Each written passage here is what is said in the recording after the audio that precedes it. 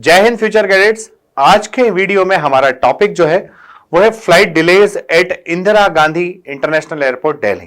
प्यारे बच्चों, हम सब ने देखा कि पिछले दिनों कुछ वीडियोस, कुछ खबरें वायरल हुई जिसमें देखा गया कि एक पैसेंजर ने इंडिगो के एक पायलट के साथ धक्का मुक्की की, बहुत ही बुरा बर्ताव किया। साथ ही साथ हमने देखा कि कुछ लोग जो है एयरपोर्ट पर ही प्लेन के पास में बैठ करके खाना भी खा रहे थे।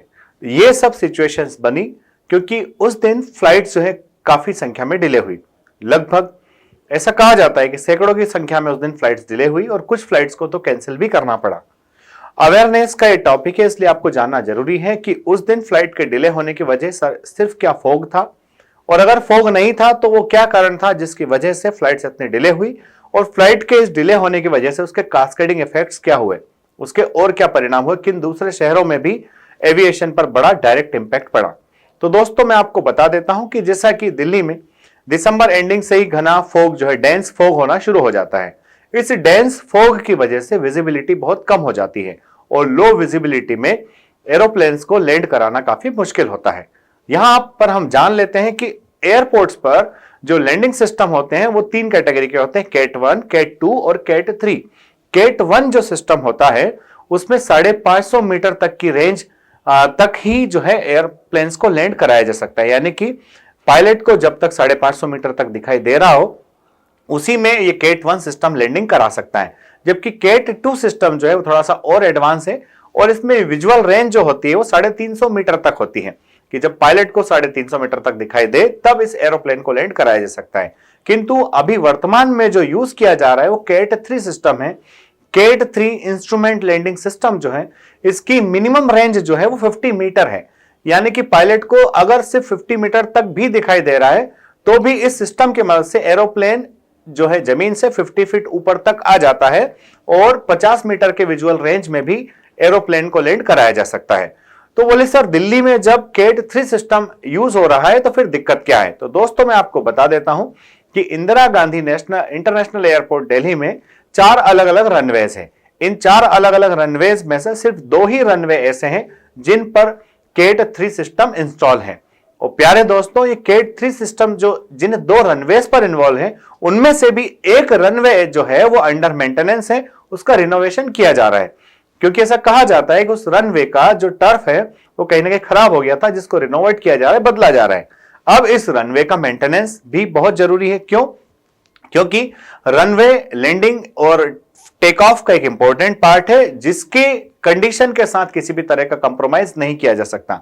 अगर आप रनवे से कंप्रोमाइज करते हो तो कहीं ना कहीं डायरेक्ट पैसेंजर की सेफ्टी के साथ कंप्रोमाइज होता है।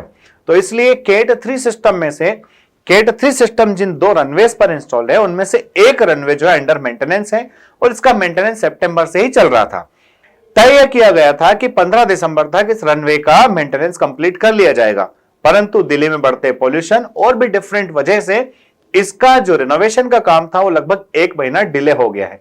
इस वजह से उस दिन दिल्ली में सिर्फ एक ही कैट 3 रनवे ऑपरेशनल था, जो कि लैंडिंग और टेक ऑफ के लिए एक बहुत ही बड़ी परेशानी बनी क्योंकि फॉग भी उस दिन बड़ा ही डेंस था।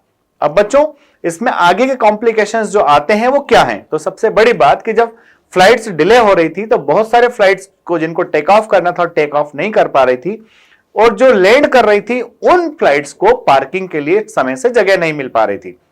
अब यहां पर एक और इंपॉर्टेंट और क्रूशियल टाइम होता है फ्लाइट टाइम, कि आप जो है फ्लाइट टाइम लिमिट जो होता है कि एक किसी फ्लाइट का जो पायलट होता है उसको वो कितने टाइम के लिए काम कर रहा है।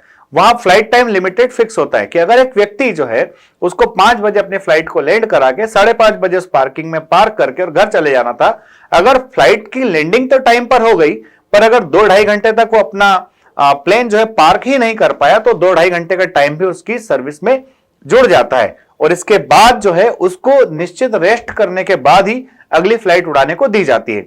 इस वजह से क्रू के मेंबर्स की अवेलेबिलिटी में भी कुछ परेशानी आई। साथ ही साथ चूंकि यहां पर फटीग जो एक इंपॉर्टेंट पार्ट है, क्योंकि पैसेंजर की सेफ्टी के साथ किसी भी तरह का कंप्रोमाइज नहीं किया जा सकता, इसलिए पायलट को फुल रेस्ट के बाद ही ऑपरेशनल करना एक इंपॉर्टेंट पहलू है। अब इसका दूसरा पहलू यह हुआ कि चूंकि बॉम्बे जो है इंडिया का सेकंड बिजिएस्ट एयरपोर्ट है, जो इंडिया की पॉलिटिकल कैपिटल से इकोनॉमिकल कैपिटल को जोड़ने वाला जो है, भाई पॉलिटिकल कैपिटल दिल्ली है, इकोनॉमिकल कैपिटल जो है बॉम्बे है। तो इंडिया का सबसे बिजिएस्ट एयरपोर्ट दिल्ली और सेकंड बिजिएस्ट बॉम्बे। ऐसा कहा जाता है कि हफ्ते में लगभग 700 फ्लाइट्स जो है दिल्ली से बॉम्बे जाती है। अब चूंकि दिल्ली से उनका जो है वो फ्लाइट का टेक ऑफ ही लेट हो रहा था, तो सारी फ्लाइट्स बॉम्बे भी लेट पहुंच रही थी और बॉम्बे से फिर अलग अलग जगह जाने पर भी वो फ्लाइट्स लेट ही पहुंच पा रही थी, इसलिए पूरा सिस्टम बिगड़ा।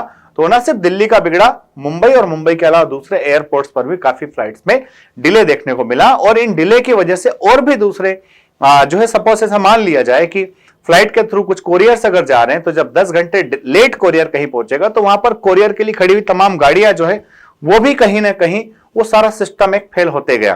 तो इस तरह से हमने देखा कि डेंस फॉग तो एक वजह था ही था, पर अगर डेंस फॉग के साथ साथ अगर जो हमारा सेकंड रनवे जो कैट 3 सिस्टम से लेस था वो भी ऑपरेशनल होता तो शायद पैसेंजर्स को इतनी परेशानी भुगतनी ना पड़ती। परंतु ऐसा कहा जाता है एविएशन मिनिस्ट्री के अनुसार और इंडियन एक्सप्रेस और बिजनेस स्टैंडर्ड की खबर के अनुसार कि ऐसा इसी वीक के अंदर जो रनवे था जिसका रेनोवेशन किया जा रहा था, वो रनवे जो है पूरी तरह से तैयार हो जाएगा और उसको इसी वीक में ऑपरेशनल कर दिया जाएगा। अगर ये वीडियो अच्छा लगा है तो इसको लाइक शेयर सब्सक्राइब करना ना भूलें।